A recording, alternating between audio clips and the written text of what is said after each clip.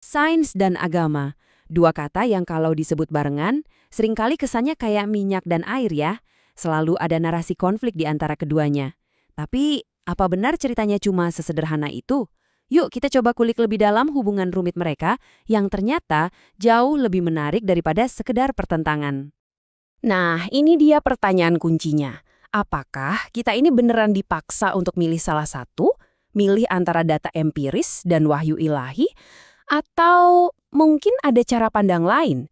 Cara pandang yang memungkinkan keduanya jalan bareng, bahkan bisa saling menguatkan satu sama lain. Oke, biar jelas, ini dia peta perjalanan kita kali ini. Pertama, kita lihat dulu soal konflik abadi ini. Terus, kita kenalan sama 4 jalannya Ian Barber. Lanjut ke integralisme Islam dari Ar-Mahdi Mazhar. Nanti kita bandingin keduanya, dan terakhir kita bahas kenapa sih ini semua penting buat kita sekarang. Baik, kita langsung masuk ke bagian pertama. Jadi, dari mana sih sebenarnya ide perang antara sains dan agama ini muncul? Kalau kita tengok ke belakang, sejarah emang punya catatannya sendiri. Di barat, contoh paling ikonik tentu aja kasus Galileo yang pandangannya menantang gereja. Nah, di dunia Islam, setelah zaman keemasan Abbasiyah, mulai ada tuh pemisahan antara ilmu agama dan ilmu umum. Momen-momen krusial inilah yang sering banget jadi landasan buat narasi konflik abadi itu. Tapi ternyata narasi konflik itu bukan satu-satunya pilihan loh. Ada seorang fisikawan yang juga teolog, namanya Ian Barbour. Nah, beliau ini menawarkan cara pandang yang jauh lebih luas. Dia memetakan ada 4 kemungkinan hubungan antara sains dan agama. Jadi, menurut Barbour, ada 4 model hubungan. Pertama, ya konflik yang kita tahulah ya, anggapannya mereka nggak bisa akur sama sekali. Kedua, ada independensi. Di sini sains dan agama punya wilayahnya masing-masing, nggak saling ganggu. Ketiga, dialog. Nah, di sini mereka mulai bisa ngobrol dan saling belajar. Dan yang paling dalam, itu integrasi, di mana keduanya bisa menyatu jadi satu pandangan dunia yang utuh. Coba kita dalemin sedikit model independensi. Gampangnya gini, sains itu fokusnya ngejawab pertanyaan, bagaimana? Gimana sih alam semesta ini bekerja? Metodenya objektif, bisa diukur. Nah, kalau agama, fokusnya ke pertanyaan mengapa? Kenapa kita ada di sini? Apa makna hidup? Dasarnya dari wahyu dan nilai. Jadi, keduanya sama-sama penting, tapi main di lapangan yang beda. Nah, kutipan dari Albert Einstein ini, agama tanpa sains itu buta, sains tanpa agama itu lumpuh, ini esensi dari model dialog. Maksudnya, agama kalau nggak ada sains bisa jadi ngawang-ngawang, nggak napak bumi, alias buta. Sebaliknya, sains tanpa agama bisa kehilangan kompas moral dan makna, jadi lumpuh. Intinya, mereka saling butuh biar kita bisa dapat gambaran realitas yang lebih lengkap. Oke, sekarang kita sampai di level paling atas, integrasi. Di sini, Barbour menawarkan 3 pendekatan. Pertama, ada natural theology. Ini kayak melihat sidik jari Tuhan di alam semesta yang teratur ini. Terus ada theology of nature. Ini lebih jauh lagi, di mana ajaran agama coba diformulasikan ulang biar sejalan sama temuan sains.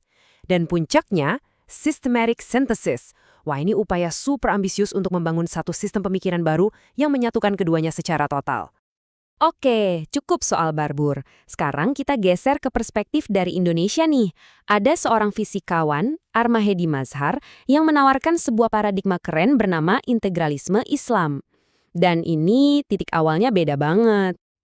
Jadi gini, kalau bagi Ar-Mahdi Mazhar, pertanyaannya itu bukan lagi gimana ya cara nyatuin sains dan agama? Bukan. Menurut beliau, dari sananya, dari awalnya, keduanya itu memang nggak pernah terpisah. Semua ilmu itu pada dasarnya adalah manifestasi dari satu sumber yang sama, Tuhan. Fondasinya kokoh banget, yaitu konsep tauhid atau keesaan Tuhan sebagai dasar dari semua pengetahuan. Nah, dengan inspirasi dari Al-Ghazali, mazhar ini memetakan realitas itu secara bertingkat atau hierarkis. Coba bayangin kayak tangga. Paling bawah itu jism atau tubuh fisik kita. Naik lagi ada energi, terus akal, nurani, dan puncaknya adalah ruh atau kesadaran spiritual. Kerennya, dalam pandangan ini, sains modern yang kita kenal sekarang, yang fokusnya di materi dan energi, itu sebetulnya cuma menempati beberapa anak tangga paling bawah. Itu cuma sebagian kecil dari spektrum realitas yang jauh lebih besar. Oke, jadi sekarang kita udah punya 2 kerangka berpikir yang besar ya. Ada Ian Barbour dengan 4 tipologinya, dan ada Ar-Mahdi Mazhar dengan integralismenya. Terus, apa dong beda dan samanya di antara mereka berdua? Nah, ini cara gampang buat bedainnya. Anggap aja Ian Barbour itu ngasih kita peta yang universal.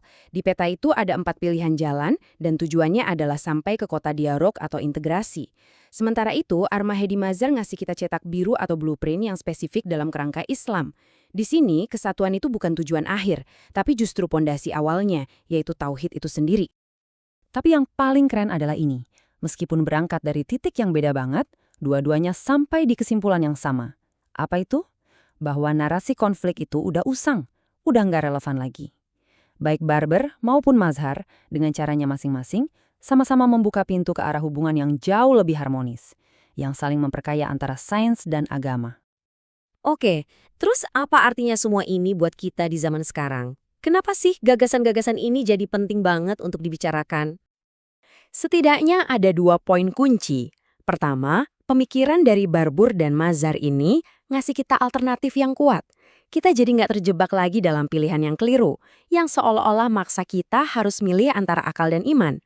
Mereka ini kayak membebaskan kita dari kotak pemikiran yang sempit. Dan yang kedua, ini dampaknya bisa besar banget, terutama di dunia pendidikan. Coba deh kita bayangin, ada kurikulum di mana belajar fisika itu bukan cuma soal rumus, tapi juga cara kita mengagumi keteraturan ciptaan, di mana pelajaran biologi nyambung ke diskusi etika tentang makna kehidupan. Nah, model integrasi semacam ini punya potensi buat merobohkan tembok-tembok antar pelajaran dan menciptakan cara belajar yang jauh lebih utuh. Jadi, sebagai penutup, ada satu pertanyaan besar yang bisa kita renungkan bersama.